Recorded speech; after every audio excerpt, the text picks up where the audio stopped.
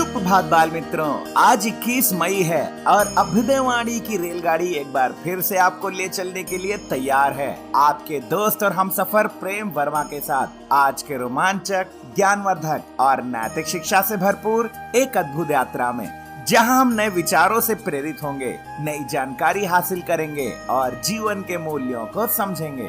तो आइए इस सफर की शुरुआत करते हैं आज के प्रेरणादायक सुविचार से। यह समय है आप जो बन सकते हैं वो बनने का। It is time to become what you are capable of becoming. यह वाक्य प्रेरित करता है कि यह समय है अपने लक्ष्यों को निर्धारित करने और उन्हें प्राप्त करने के लिए योजनाएं बनाने का, अपने सपनों का पीछा करने का और उन तक अपनी पूरी क्षमता तक पहुंचने का। यह समय यह पता लगाने का है कि आप वास्तव में क्या चाहते हैं और आप अपने जीवन में क्या हासिल करना चाहते हैं, क्योंकि आप जो कुछ भी हासिल करने का निर्णय लेते हैं उसे प्राप्त कर सकते हैं। यह आपके जीवन का एक रोमांचक समय है और संभावनाएं अनंत हैं। बाहर आएं और दुनिया को जीतें। अभ्युदयवाणी में अब जानते हैं आज का अंग्रेजी शब्द जो है सॉलिट्यूड। SOLITUDE। सॉलिट्यूड का अर्थ होता है एकांत या अकेलापन वाली जगह है जो शांतिपूर्ण हो। उदाहरण वाक्य, She enjoys the solitude of early mornings in the garden। वह बगीचे में सुबह के शांत एकांत का आनंद लेती है। आगे बढ़ते हैं इस सफर में और आनंद लेते हैं आज की पहेली का। मेरे पास पंख नहीं है फिर भी मैं उड़ सकती हूँ। मेरे पास आवाज नहीं है फिर भी मैं बातें कर सकती हूँ। बताओ मैं कौन हूँ? इस पहेली का जवाब है चिट्ठी यानी लेटर। अब अगला स्टेशन है आज का इतिहास। इतिहास हमें अतीत से सीखने और वर्तमान को बेहतर बनाने का मौका देता है। आइए इतिहास के पन्नों में आज 21 मई की कुछ प्रमुख घटनाओं पर नजर डालें। 21 मई सन 1881 को क्लारा बार्टन और उनके सहयोगियों ने वाशिंगटन डीसी में अमेरिकन रेड क्रॉस की स्थापना की, जो युद्धों और प्राकृतिक आपदाओं के पीड़ितों को मानवीय सहायता प्रदान करने के लिए समर्पित है। 21 मई सन 1904 को पेरिस, फ्रांस में 7 देशों Belgium, Denmark, France, Netherlands, Spain, Sweden और स्विट्जरलैंड के फुटबॉल संघों द्वारा FIFA की स्थापना की गई। यह संगठन विश्व फुटबॉल का शासी निकाय है। 21 मई सन 1991 को भारत के पूर्व प्रधानमंत्री राजीव गांधी की तमिलनाडु के श्री पेरनबुदूर में एक आत्मघाती बम विस्फोट में हत्या कर दी गई। यह हमला liberation tigers of Tamil Eelam LTTE द्वारा किया गया था। 21 मई सन 2021 को प्रसिद्ध पर्यावरणविद और चिपको आंदोलन के प्रमुख नेता सुंदरलाल बहुगुणा का कोविड-19 के कारण निधन हो गया। उन्होंने वनों के संरक्षण और हिमालयी क्षेत्र के पर्यावरण के लिए संघर्ष किया। 2020 में आज ही संयुक्त राष्ट्र महासभा ने 21 मई को अंतर्राष्ट्रीय चाय दिवस के रूप में घोषित किया, जिसका उद्देश्य चाय के उत्पादन और उपभोग को सतत बनाना और इसकी संस्कृति और आर्थिक महत्ता को उजागर करना है।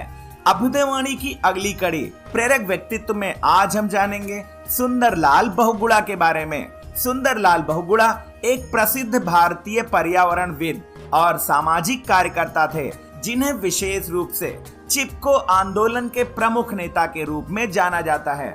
उनका जन्म 9 जनवरी 1927 को उत्तराखंड के टिहरी जिले में हुआ था। उन्होंने अपने जीवन को पर्यावरण संरक्षण, वनों की रक्षा और हिमालयी पारिस्थितिकी तंत्र को बचाने के लिए समर्पित कर दिया। चिपको आंदोलन में उन्होंने ग्रामीणों, विशेषकर महिलाओं को संगठित कर वृक्षों को कटने से बचाने के लिए प्रेरित किया। वे वृक्षों को काटो नहीं, उन्हें गले लगाओ का संदेश लेकर देश भर में जागरूकता फैलाते रहे। उन्होंने टिहरी बांध परियोजना का भी विरोध किया, क्योंकि इससे पर्यावरण और लोगों के जीवन पर गंभीर असर पड़ने वाला था। उनका जीवन सादगी, निस्वार्थ सेवा और प्रकृति के प्रति गहरे प्रेम का प्रतीक था। 21 मई सन 2021 को उनका निधन हो गया, लेकिन उनका कार्य और विचार आज भी पर्यावरण संरक्षण के क्षेत्र में प्रेरणा का स्रोत है।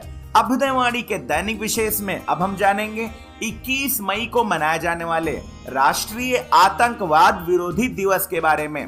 भारत में राष्ट्रीय आतंकवाद विरोधी दिवस यानी नेशनल एंटी टेररिज्म डे हर वर्ष 21 मई को मनाया जाता है। यह दिन भारत के पूर्व प्रधानमंत्री राजीव गांधी की पुण्यतिथि है, जिनकी 21 मई 1991 को एक आत्मघाती बम हमले में हत्या कर दी गई थी।